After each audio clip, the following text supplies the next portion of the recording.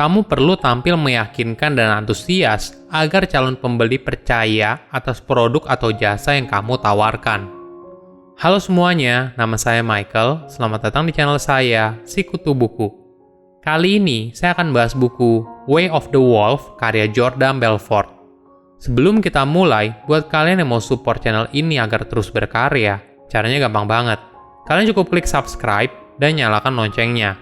Dukungan kalian membantu banget supaya kita bisa rutin posting dan bersama-sama belajar di channel ini. Buku ini membahas bagaimana cara menjadi ahli dalam hal membujuk dan mempengaruhi orang lain untuk membeli produk atau jasa yang kita tawarkan. Buat yang belum kenal Jordan, dia merupakan orang asli di balik kisah Wolf of the Wall Street yang diperankan oleh Leonardo DiCaprio. Pada tahun 1999, dia divonis bersalah atas kejahatan penipuan terkait manipulasi harga pasar saham. Namun, sekarang dia sudah bertobat dan menjadi pembicara motivasi dan penulis buku yang membagikan rahasia cara jualan yang sukses. Saya merangkumnya menjadi 3 hal penting dari buku ini.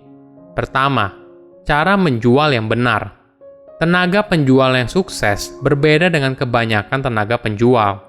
Tenaga penjual yang sukses paham kalau setiap penjualan itu unik, tapi elemen yang membuat mereka berhasil menjual selalu sama. Ada 3 kriteria yang disebut sebagai 3-10 atau 3-10 yang mengukur seberapa yakin seseorang dengan menggunakan skala 1 hingga 10. Skala 10 pertama adalah keyakinan atas sebuah produk atau ide yang sedang dijual. Jika calon pembeli yakin atas manfaat dari produk atau ide yang sedang dijual, maka skornya adalah 10.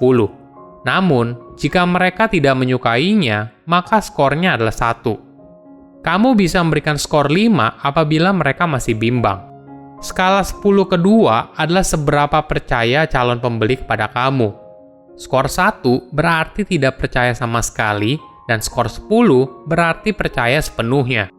Contohnya begini, jika calon pembeli merasa kalau kamu hanya ingin mengeruk keuntungan darinya, maka tingkat kepercayaan kamu di matanya akan rendah. Di sisi lain, bila kamu menunjukkan kalau kamu adalah tenaga penjual yang jujur dan berusaha membantu menyelesaikan masalah dari calon pembeli, maka tingkat kepercayaan kamu di mata calon pembeli akan meningkat. Skala 10 ketiga adalah kepercayaan calon pembeli terhadap perusahaan dari tenaga penjual. Reputasi karyawan sangat mempengaruhi seberapa besar kepercayaan calon pembeli atas produk yang ditawarkan dan kredibilitas tenaga penjualnya. Misalnya begini, jika kamu adalah bagian dari 100 perusahaan terbesar di Indonesia, maka calon pembeli akan berasumsi kalau produk yang kamu tawarkan punya kualitas yang tinggi. Karena tentu saja, perusahaan besar mampu merekrut karyawan yang berkualitas dan memiliki integritas yang tinggi. Di sisi lain, jika merek produk yang kamu jual berasal dari perusahaan yang kurang populer, maka calon pembeli mungkin merasa produk atau jasa yang kamu tawarkan kurang meyakinkan. Perlu dipahami kalau orang tidak membeli berdasarkan logika. Mereka membeli berdasarkan emosi, lalu membenarkan pilihan mereka dengan logika. Namun, dalam hal pembagian antara logika dan emosi, kamu harus fokus membangun argumen soal logika duluan, baru kemudian argumen soal emosi. Loh, kok begitu? Iya, karena kamu perlu melewati mesin pendeteksi kebohongan dari calon pembeli dulu, sehingga kamu baru bebas mempengaruhi emosinya. Perlu diingat, sebelum mulai berjualan, kamu harus melakukan riset mendalam.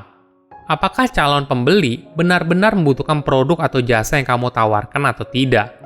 Kamu baru bisa menjual dengan benar apabila calon pembeli kamu berisi orang yang benar-benar membutuhkan produk tersebut.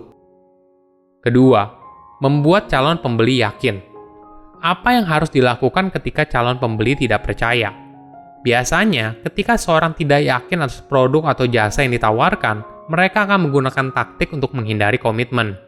Mereka mungkin bilang akan berdiskusi dulu dengan pasangan mereka, atau ini bukan waktu yang tepat bagi mereka. Seorang tenaga penjual yang sukses tidak akan menyerah atas taktik calon pembeli dan berusaha menggiring percakapan sesuai dengan keinginanmu. Kamu bisa berusaha untuk mencari tahu apa kepercayaan mereka.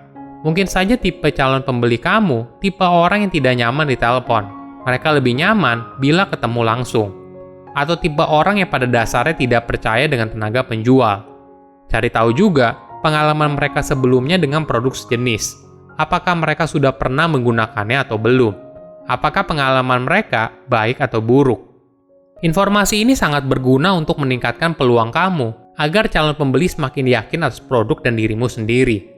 Jangan biarkan calon pembeli yang menggiring pembicaraan, karena kalau sudah begitu, akan sangat sulit bagi kamu untuk menjual kepada mereka. Kamu perlu membuat calon pembeli mencapai batas keyakinan sebelum mereka memutuskan untuk membeli. Jordan menjelaskan konsep ini melalui straight line system. Batas keyakinan seseorang berada di antara spektrum yang rendah atau tinggi. Orang yang berada pada batas spektrum yang rendah dapat dengan mudah dipengaruhi untuk membeli produk atau jasa yang kamu jual. Namun, orang yang berada pada batas spektrum yang tinggi lebih sulit untuk diyakinkan. Mereka merupakan target yang sulit karena mereka lebih sulit dibujuk. Untuk mengurangi keraguan calon pembeli, kamu bisa menggunakan tips garansi uang kembali atau periode percobaan. Teknik ini seringkali ampuh untuk menurunkan keraguan calon pembeli dengan meningkatkan kenyamanan mereka atas produk atau jasa yang ditawarkan. Ketiga, 4 detik pertama yang krusial. Jordan menekankan 3 hal penting yang sangat mendukung keberhasilan kamu dalam berjualan.